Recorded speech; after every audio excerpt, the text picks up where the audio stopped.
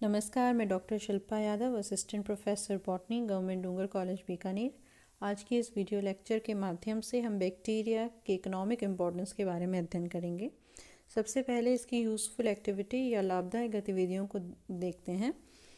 यहाँ पर जो फर्स्ट पॉइंट हम कंसीडर करेंगे वो है इंक्रीज इन सॉइल फर्टिलिटी या भू उर्वरता में वृद्धि। हम सब जानते हैं कि एटमॉस्फेयर यानी वायुमंडल का 78% भाग नाइट्रोजन है, पर ये जो मॉलिक्यूलर नाइट्रोजन है ये प्लांट्स के द्वारा यूटिलाइज नहीं हो सकती।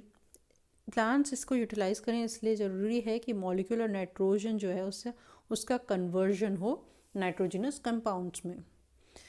तो जो भी नाइट्रोजन को फिक्स करते हैं या इस फॉर्म में लाते हैं कि प्लांट्स उसे यूज़ करें, उसे हम कहते हैं नाइट्रोजन फिक्सर्स।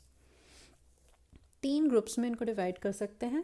सबसे पहला है अमोनिफाइंग बैक्टीरिया, जो डेड ऑर्गेनिक मैटर है, मतलब प्लांट्स और एनिमल्स हैं, उनको सेप्रोफाइट्स क्या करते हैं, सेप्रोफिटिक बैक्टीरिया क्या करेंगे, उनके अंदर जो प्रोटीन मौजूद है उसको अमीनो एसिड्स और नाइट्रोजन बेसिस में तोड़ेंगे।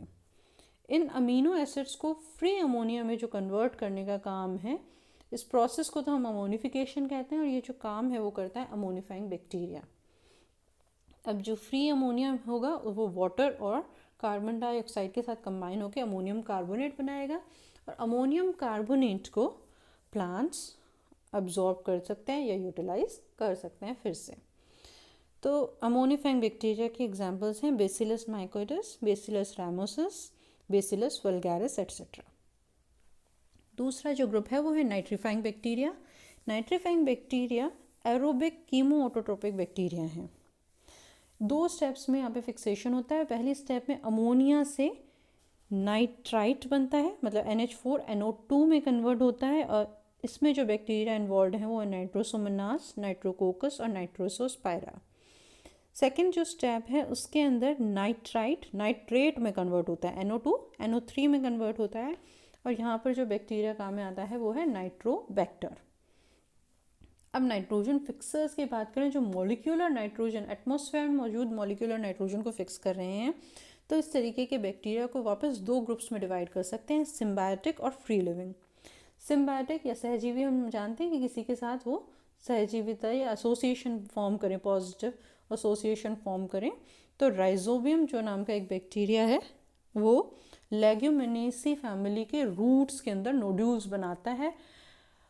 ये जो रूट नोड्यूल्स बनाने वाले बैक्टीरिया हैं, राइजोबियम, ब्राइडोराइजोबियम एट्सेट्रा, ये सबसे ज़्यादा एफिशिएंट है नाइट्रोजन फिक्सेशन में। ये 100 to 400 kg nitrogen per hectare per year fix करते हैं। वहीं हम फ्री लिविंग बैक्टीरिया की बात करें तो एजोटोबैक्टर, क्लोस्ट्रीडियम वगैरह काफ़ी बैक्टीरिया हैं जो क्या कहते हैं, फ्री लिविंग है पर फिर भी नाइट्रोजन का फिक्सेशन करते हैं। पर ये जो बैक्टीरिया हैं इनकी जो रेट ऑफ फिक्सेशन है वो काफ़ी कम है as compared to symbiotic bacteria. 25 to 50 kg nitrogen per year per hectare ही ये बना पाते हैं। उसके बाद आता है पेस्ट कंट्रोल। देखिए, पेस्टिसाइड्स जो हम यूज़ करते हैं वो हमारे लिए भी और प्लांट्स के लिए भी काफ़ी हार्मफुल हैं, पोल्यूशन बढ़ाते हैं, और फूड चेन के अंदर जब वो इन्वॉल्व होते हैं तो बायो मैग्नीफिकेशन करते हैं। वल्चर जो हैं, जो डेड एनिमल्स पे फीड कर रहे हैं, वो हाईएस्ट लेवल है फूड चेन में, तो वहाँ पर हमने बायो मैग्नीफिकेशन के हार्म्स देखे कि उनके एग्स के बाहर जो कैल्शियम की कोटिंग है वो बहुत कमज़ोर हो जाती है, और ये सारे कारण वल्चर की पॉपुलेशन रैपिडली डिक्रीज़ होने के कारण है। तो अब क्या आवश्यकता है, देखिए हर ही लेवल पे अगर पेस्टिसाइड्स नुकसानदायक हैं तो बायो पेस्टिसाइड्स की हमें ज़रूरत है। तो बायो पेस्टिसाइड्स वैसे तो कई तरीके के हैं, लेकिन यहाँ पर हम बात करें बैक्टीरिया की, तो बैक्टीरिया जो है वो कुछ क्रिस्टलाइन प्रोटीन्स बनाता है जो लेपिडोपटेरा, मतलब जो इंसेक्ट्स और कैटरपिलर्स हैं लेपिडोपटेरा फैमिली के, उनके लिए तो नुकसानदायक है पर प्लांट्स और एनिमल्स के लिए हार्मफुल नहीं है। तो इस बैक्टीरिया के जो स्पोर्स हैं उनको हम छिड़क सकते हैं एज फॉर पेस्ट कंट्रोल या एज पेस्टिसाइड। तो इससे ये इंसेक्ट्स जो हैं इनके ये लार्वा स्टेज पर ही मर जाएंगे अगर फीड करेंगे तो, पर हमारे को, मतलब एनिमल्स को और प्लांट्स को कोई नुकसान नहीं होगा। उसके बाद बात करते हैं अगर इंडस्ट्रियल यूजेस की, तो सबसे पहले इसमें डेयरी इंडस्ट्री की बात करें तो ये सबसे कॉमन एग्जांपल है जिसके बारे में आपको भी मालूम है कि मिल्क जो है उसके अंदर लैक्टोज शुगर होती है, उसको लैक्टोबैसिलस नाम का बैक्टीरिया लैक्टिक एसिड में कन्वर्ट करता है, और लैक्टिक एसिड में कन्वर्ट करता है तो वहाँ पर क्या बन जाता है, दही बन जाता है, योगर्ट बन जाता है। तो बटर चीज़, बटर मिल्क योगर्ट यानी मक्खन, छाछ, चीज़ और दही बनाने के अंदर बैक्टीरिया यूज़ आता है। तो ये डेयरी इंडस्ट्री का इसका प्रयोग है। इसके अगर एग्जाम्पल देखें तो Lactobacillus bulgaricus, Lactobacillus acidophilus, Lactobacillus helveticus, Lactobacillus plantarum, Streptococcus cremoris, Streptococcus lactis, Streptococcus thermophilus, ये सारे कॉमन एग्जाम्पल्स हैं जो डेयरी इंडस्ट्री में यूज़ आते हैं। फिर डेक्स्ट्रान प्रोडक्शन में, डेक्स्ट्रान एक पॉलीसेक्राइड है जिसका काफ़ी ज़्यादा हाई मॉलिक्यूलर वेट होता है, 15,000 से 20 लाख तक उसका मॉलिक्यूलर वेट होता है। ये ल्यूसिनोस्टॉक नाम का जो बैक्टीरिया है ये प्रोड्यूस करता है डेक्स्ट्रान। फिर एसीटोन और ब्यूटेनॉल के प्रोडक्शन में क्लोस्ट्रीडियम की स्पीशीज़ हैं, मतलब ये शुगर को फर्मेंट कर देती हैं ब्यूटारिक एसिड में, और ब्यूटारिक एसिड फिर कन्वर्ट करते हैं उसको फर्दर रिएक्शन से ब्यूटेनॉल और एसिटिक एसिड में। जो एसिटिक एसिड है उसको इथेनॉल और एसीटोन में कन्वर्ट किया जा सकता है। अब इसके बाद विनेगर इंडस्ट्री, यानी एसिटिक एसिड मतलब विनेगर जो कॉमनली हम घरों में यूज़ करते हैं, वो उसके अंदर देखें तो वहाँ पर एसिटोबैक्टर एसिटाई क्लोस्ट्रीडियम एसिटोब्यूटालिकम ये क्या करते हैं, एसिटिक एसिड में कन्वर्ट कर देते हैं अल्कोहल को, मतलब इथेनॉल जो है उसको एसिटिक एसिड में कन्वर्ट करते हैं। फिर curing of tobacco and T, tobacco और टी लीव्स जो बनती हैं और टोबैको की जो पत्तियां हैं उनको जो उनका जो ट्रीटमेंट है जिससे वो यूज़ आती हैं हमारे को, तो वो जो है उसके अंदर भी बैक्टीरिया का रोल है। फिर एक प्रोसेस है रेटिंग। रेटिंग क्या प्रोसेस है, जो फ्लैक्स और हेम्प वगैरह हैं उसका माइक्रोबियल डिकम्पोजिशन करते हैं पैक्टिन का, ठीक है, और उस पैक्टिन जब डिकम्पोज हो जाता है उसके बाद हमारे को जूट जो फाइबर्स हैं वो आते हैं, मतलब बास्ट फाइबर्स जो हैं वो फ्री हो जाते हैं। तो ये जो माइक्रोबियल डिकम्पोजिशन है वो क्लोस्ट्रीडियम टेटेनाई, क्लोस्ट्रीडियम बोट्यूलिनम नाम के बैक्टीरिया के द्वारा किया जाता है। तो जो जूट इंडस्ट्री है वो पूरी की पूरी डिपेंडेंट किस पे है, माइक्रोबियल डिकम्पोजिशन पे, जिस प्रोसेस को हम कहते हैं रेटिंग। तो ये इसके इंडस्ट्रियल यूजेस हैं।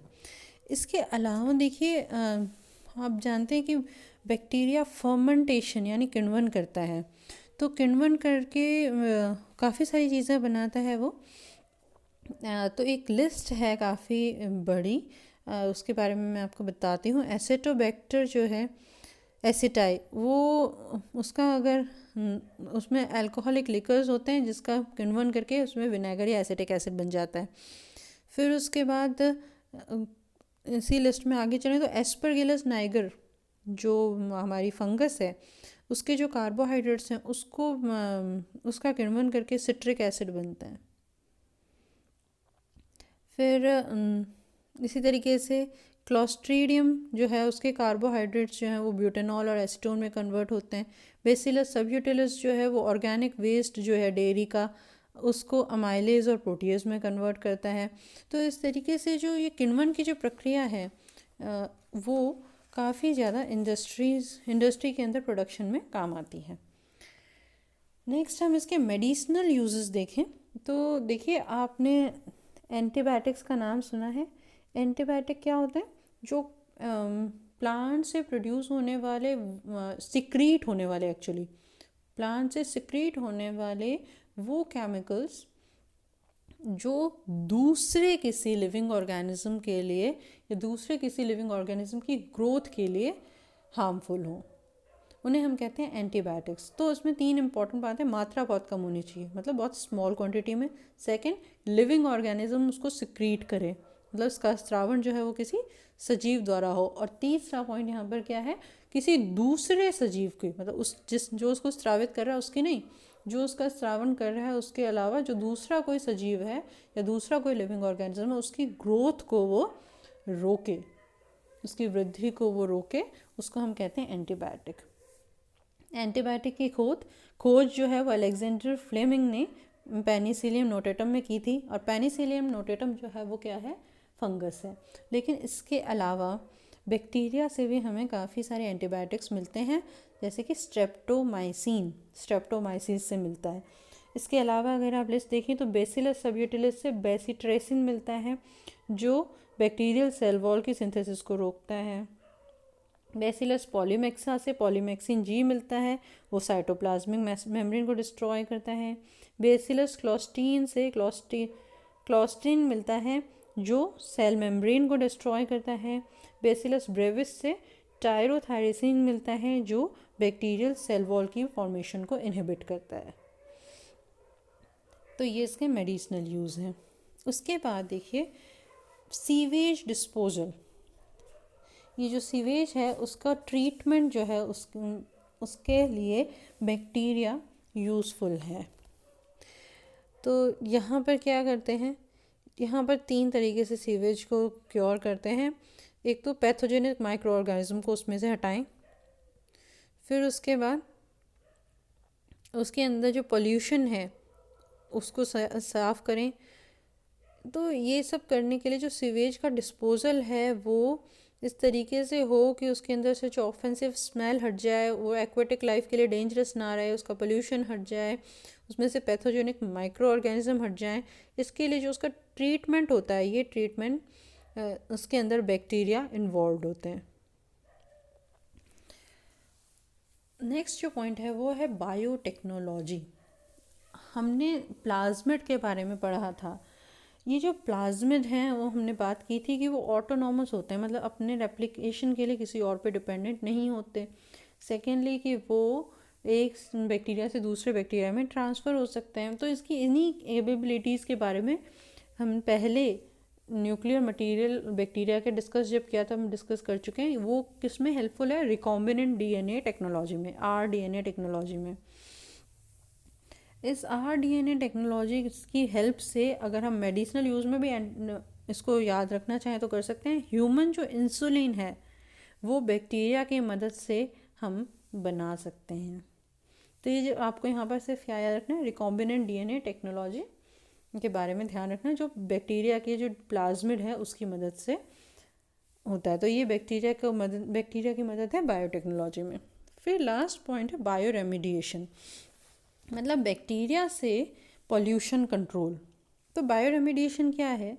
बायो रेमिडिएशन एक ऐसा प्रोसेस है जिसके अंदर किसी भी बायोटिक, मतलब किसी भी लिविंग ऑर्गेनिज्म को हम यूज़ करें, किसके लिए, पॉल्यूटेंट्स को डिग्रेड करने के लिए।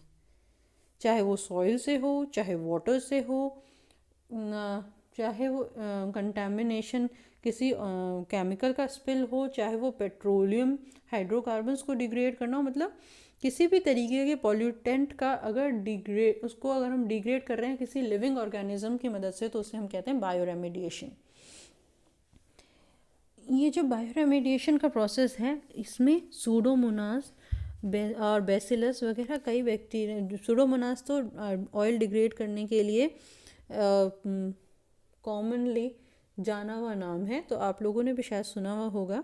तो इस तरीके की जो प्रोसेस हैं, चाहे वो डिग्रेडेशन ऑफ पेट्रोलियम हाइड्रोकार्बन्स हैं या वाटर को प्योरीफाई करना है या सॉइल में से पॉल्यूटेंट्स को हटाना है, उन सब के लिए बैक्टीरिया जो है वो काफ़ी हेल्पफुल होते हैं। वो बायो एनहांसर की तरह भी काम आ सकते हैं। यहाँ पर आपको जो नाम याद रखने हैं वो है सूडोमोनास, एक्रोमोबैक्टर, माइक्रोकोकस, कैंडिडा एट्सेट्रा। ये तो हुए बैक्टीरिया के यूजेस। लेकिन क्या बैक्टीरिया सिर्फ हेल्पफुल है? नहीं, हार्मफुल एक्टिविटीज़ भी हैं इसकी। हार्मफुल एक्टिविटीज़ क्या हैं? सबसे पहले तो ये पैथोजेनिक है, बीमारी कॉज करता है, प्लांट्स में भी और एनिमल्स में भी। एक डिजीज़ जो है वो तो आपके सिलेबस में भी है, सिट्रस कैंकर, ज़ैंथोमोनास सिट्राई के द्वारा होती है। इसके अलावा blight of bean, Pseudomonas phaseolicola, crown gall of sugar beet, Agrobacterium tumefaciens, wilt of tobacco, Phytobacterium solanacearum, soft rot of mango, Bacterium carotovorus, tundu of wheat, Corynebacterium tritici, blight of paddy, Xanthomonas oryzae, bacterial spot of peach, Xanthomonas pruni. तो ये जो disease हैं ये तो plant में, उसी के साथ साथ ह्यूमन बींग्स में भी काफ़ी बीमारियाँ बैक्टीरिया के द्वारा होता है, जैसे कॉलेरा, विब्रियो कॉलेरा, फिर plague, Yersinia pestis, tuberculosis, Mycobacterium tuberculosis, pneumonia by Streptococcus pneumoniae, typhoid, Salmonella typhi के द्वारा, जॉन्डिस से होता है diphtheria, gastroenteritis, syphilis, gonorrhoea, bacterial conjunctivitis, tetanus, diarrhoea, ये सारी की सारी जो बीमारियां हैं वो बैक्टीरिया के द्वारा होती हैं। तो यहाँ पर जो ये बीमारियाँ होती हैं ये टॉक्सिन रिलीज़ करता है बैक्टीरिया, उनके द्वारा होती हैं। टॉक्सिन दो तरीके के होते हैं, एंडोटॉक्सिन्स और exotoxins. Endotoxins gram negative bacteria बनाता है और इससे फीवर और सर्कुलेटरी सिस्टम को डैमेज पहुंचता है। एक्सोटॉक्सिन थोड़े से कम कॉमन है, ये जो हैं ब्लड स्ट्रीम में एंटर होकर और डिप्थीरिया, टिटनस, कॉलेरा, डायसेंट्री वगैरह की बहुत सारी बीमारियां एक्सोटॉक्सिन्स के द्वारा होती हैं। ये तो बीमारी की बात हुई। उसके अलावा फूड स्पॉइलेज, खाने की सड़न में बैक्टीरिया का रोल है। जैसे देखिए, एक तो क्लॉस्ट्रीडियम बोट्यूलिनम जो है बोट्यूलिज्म डिजीज़ करता है, ये एक्सोटॉक्सिन्स के द्वारा होती है। इसमें swelling of tongue, double vision, respiratory paralysis हो सकता है। टाइफॉइड, बैक्टीरियल डायसेंट्री, कोलेरा, ये सब इससे बैक्टीरिया जो है वो जो खाना ख़राब कर रहा है उसी से हो रहा है। मतलब जो फूड पॉइजनिंग होती है वो बैक्टीरिया के द्वारा हो सकती है। प्रोटियोलाइटिक बैक्टीरिया जो प्रोटीन को अमीनो एसिड्स, अमाइन और अमोनिया में कन्वर्ट कर देते हैं। लाइपोलाइटिक बैक्टीरिया जो फैटी एसिड्स को फैटी फूड में फैटी एसिड्स और ग्लिसरॉल में कन्वर्जन कर देंगे। फर्मेंटिंग बैक्टीरिया में जो फूड में जो कार्बोहाइड्रेट है उसको एसिड, अल्कोहल या गैसेस में कन्वर्ट कर देगा। तो जैसे दूध का सड़ना, ये सारी चीज़ें बैक्टीरिया इस तरीके से फूड को ख़राब कर सकता है, फूड का स्पॉइलेज कर सकता है।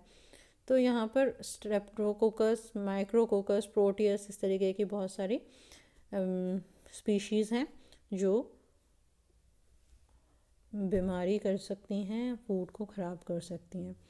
फिर हमने सबसे पहले बात स्टार्ट की थी सॉइल फर्टिलिटी के इंक्रीज़ की।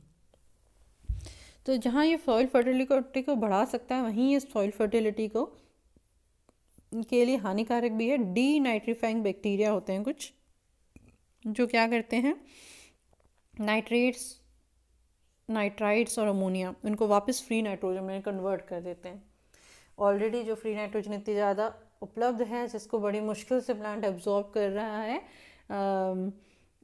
नाइट्रोजन फिक्सर्स की हेल्प से, उसको अगर ये वापस कन्वर्ट कर दें फ्री नाइट्रोजन में, तो ये अब कैसे बैक्टीरिया हो गए, हार्मफुल। तो डीनाइट्रीफाइंग बैक्टीरिया के एग्जांपल्स हैं सूडोमोनास एरिगोनोसा, एस्चेरिया कोलाई एट्सेट्रा।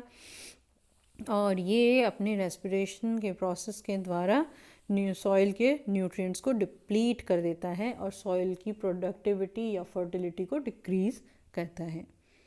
ये जो बैक्टीरिया की हैं हार्मफुल एक्टिविटीज़, तो इन दोनों को मिलाकर ये जो टॉपिक है वो आपको पढ़ना है, इकोनॉमिक इम्पोर्टेंस ऑफ बैक्टीरिया। धन्यवाद।